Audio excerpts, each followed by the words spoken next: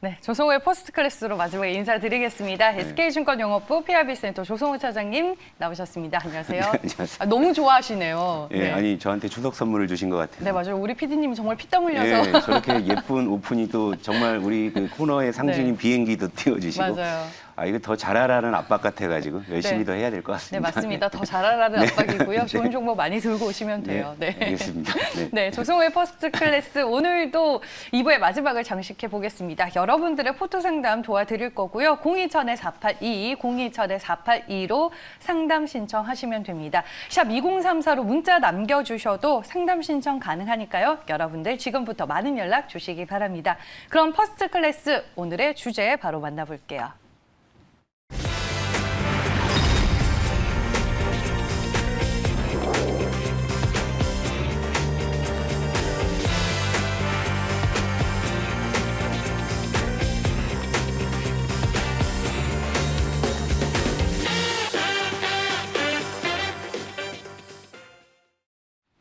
네, 언택트에서 컨택트로 결국에는 뭐 경기재개 수혜주, 리오프닝 관련주들 얘기하시는 것 같은데 네. 저희가 오늘 마켓세븐 첫 코너에서도 네. 이거 했거든요. 어제 워낙 또 시장에서 핫했다 보니까. 예, 그러니까 이런 네. 거예요. 그러니까 제가 이제 얼마 전부터 이제 우리 시장에 이제 작은 간판들 말씀을 드리면서 제가 이제 뭐 수소차나 소비주 쪽은 좀 이제 깃발을 꽂는 분위기다라고 했는데 네. 최근에 여러분들 리오프닝이라는 신조어가 등장을 했죠. 이것을 시장의 이제 확실한 간판이라고 볼 수 있는 거고, 이제는 좀 선언적인 의미에서의 어떤 이제 컨택트의 이제 시대로 이제 전환하는 것이 아닌가, 그런 생각이 좀 많이 들어요. 그러니까 지난 한 달 동안에 그 시장을 주도했던 대형주들의 순환 시대를 겪고 나서 어제 시장은 모처럼 언제 우리가 이런 시장을 느껴봤지 할 정도로 그게 오랜만에 좋은 흐름이었고, 대체로 고른 업종들이 올라 주었는데, 근데 그 중에서도 정말 뚜렷하게 보이는 것은 시장의 이제 무게추가 확실히 컨택트 쪽으로 이제 옮겨가는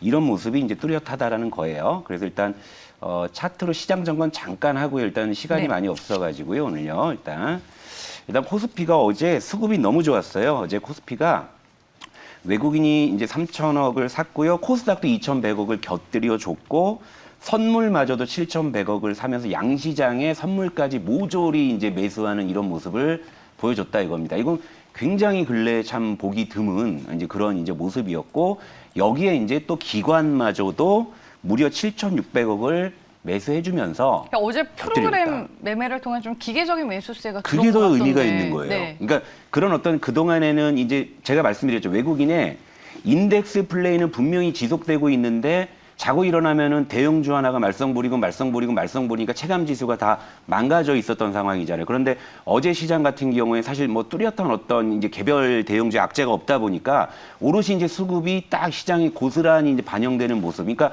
여기에 이제 기관마저도 이제 매수에 가담해 주니까 시장이 생각보다 좋은 모습을 보여준 거고, 물론 이제 5개티라고 한다면 기관의 매수가 이제 우리가 좀 기대하고 있는 뭐 투신이나 연기금보다는 좀 금융 투자 쪽에 집중이 된 점, 그리고 이제 두 번째 뭐 5개티라고 하면은 이제 오후 들어서 이제 그 중화권 증시가 또 규제 의료로 이제 낙폭을 키우면서 상승폭을 뭐 축소한 점, 뭐 요걸 빼면은요 어제 시장은 굉장히 괜찮은 시장이었고, 거기서 가장 뚜렷하게 나타나는 그 섹터는 역시 컨택트 쪽이었다 이거고요. 네. 요 환율 한번 잠깐 보죠.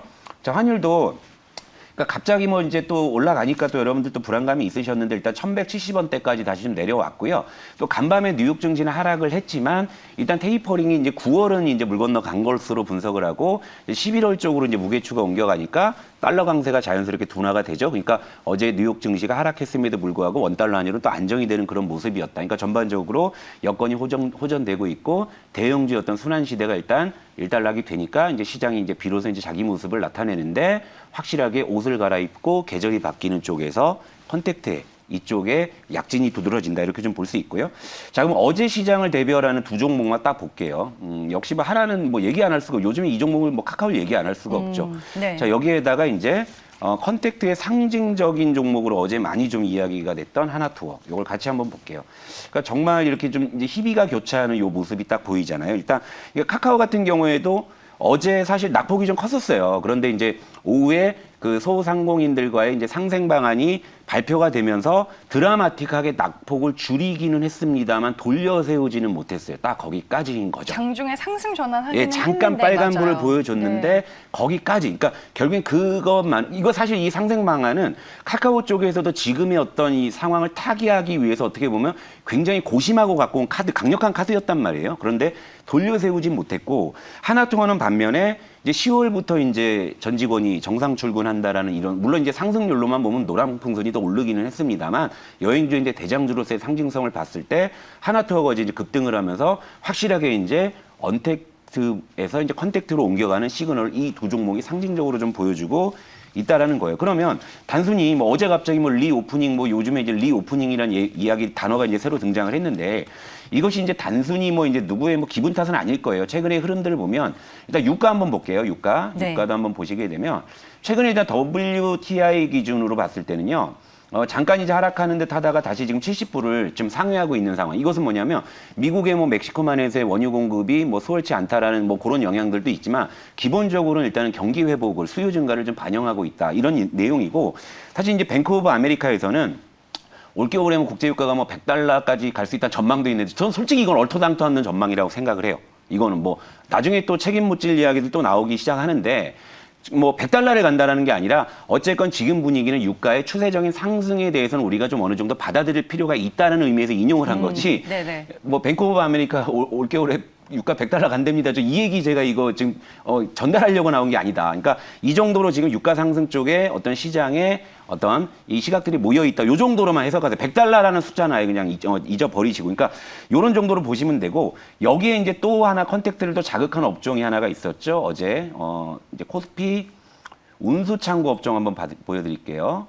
운수창고 업종에는 여러분 잘 아시는 조선주와 조선 있고, 항공주가 있고. 있잖아요. 네. 자, 보시게 되면 어제 여행주가 상징적으로 올랐지만 자, 이건 이제 경기 회복에 따른 이제 물동량 증가, 여객 수요 증가를 의미하는 거잖아요. 그러니까 이런 운수창고 업종이 어제 또 일어섰다. 그러니까 시장은 단순히 어제 특별한 뭐 소비주 몇 개가 움직여서 이런 간판을 거는 게 아니라 전체적으로 지금 이제 컨택트 관련한 모든 종목들이 뭐 소비주 뭐 이런 이제 뭐 경기 뭐 이제 뭐 여객 관련주, 물류 관련주 이런 쪽이 지금 일제히 좀 움직였다라는 점에서 시장이 좀 간판이 이제 변화하고 있다라는 그런 시그널로 좀 여러분들께서 좀 받아들이셔야 될 거고 이렇다면 판을 새로 짜야 된다 이거죠.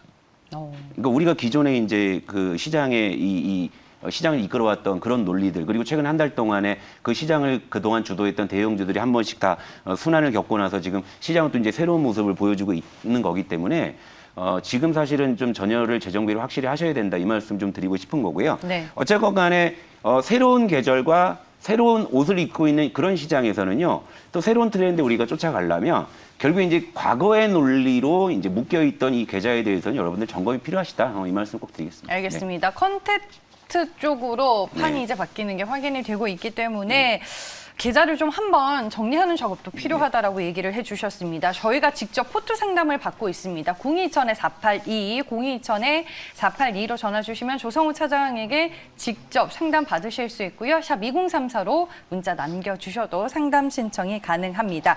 지금 뭐 3분 정도 남았는데 그러면 어지러운 이제 계좌를 예. 포트를 정리해주고 계시니까 계좌 정리 요령을 오늘 한번 예, 한번 싹 말씀드려야 될 것 같아요. 들어볼게요. 그러니까 스스로 네. 하시는 게 제일 좋으신 거예요. 스스로 하시는데 안 되시면 이제 신청하시면 제가 도와드리는 거고 기본적으로 여러분들이 나중에 궁극적으로 제가 없어도 여러분 스스로가 시장에서 살아남으실 수 있는 게 제 바람이니까 네.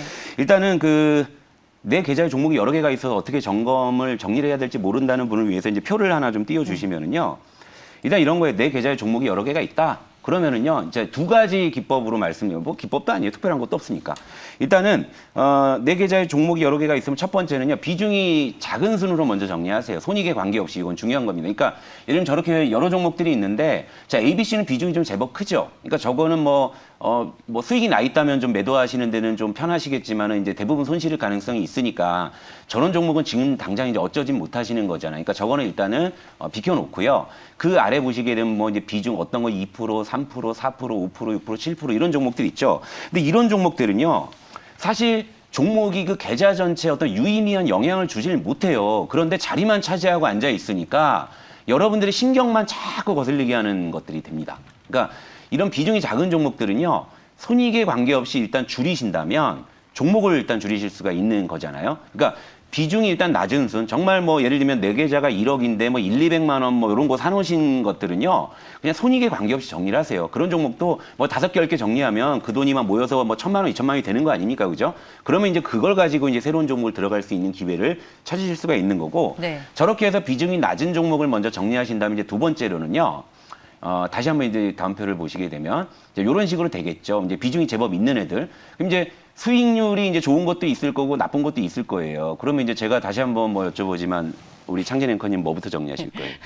저요? 저는 수익 난 거부터 정리할 그렇죠. 것 기분은 같아요. 좋아요. 저기서 A를 팔면 네. 기분은 좋은데 뭐라도 건져야 될 것 같은 네, 느낌적인 저는 느낌? I를 팔아요. 저는. 네. 왜냐하면 이제 제가 다시 한번 말씀드리지만 내가 이 주식을 지금 사는 것은 지금 사면 오를 거란 판단해서 사는 거잖아요. 근데 거꾸로 빠지면 내 판단이 틀린 거잖아요.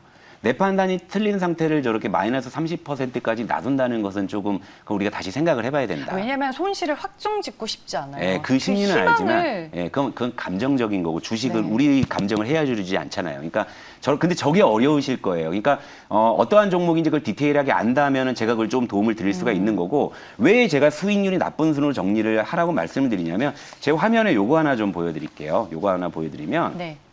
주식이 한번 이제 샀는데 내려갔다가 돌아오려면 많은 시간이 필요하고요. 또 많은 힘이 필요합니다. 그러니까 제가 한번 보시게 되면 내가 이 주식을 샀는데 마이너스 5% 정도만 빠졌다 이랬을 땐 그냥 5% 정도 오르면 본전이 되는데, 만약에 예기치 않게 나오죠. 자, 예기치 않게 만약에 내 계좌에 종목이 30%가 빠졌다 그러면 올라오려면 42.8% 올라야 되고요. 만약에 반토막이 났다, 그럼 그 주식이 더블이 올라야 본전이 된다 이거예요. 그러니까 수익률이 안 좋은 순으로 정리를 하시는 게 전열을 재정비하고 새로운 어떤 수익에 대한 기회를 노리시는 데 더 적절하고 유효한 전략이라는 걸 말씀드리고 싶었습니다. 할 말 진짜 많은 내용인데 네, 오늘 시간 아쉽게도 짧아서. 네, 네. 끝내야 할 다음에 시간이 또 하죠. 됐습니다. 알겠습니다. 조성의 퍼스트 클래스를 끝으로 저희는 인사드리겠습니다. 시청해주신 여러분 고맙습니다.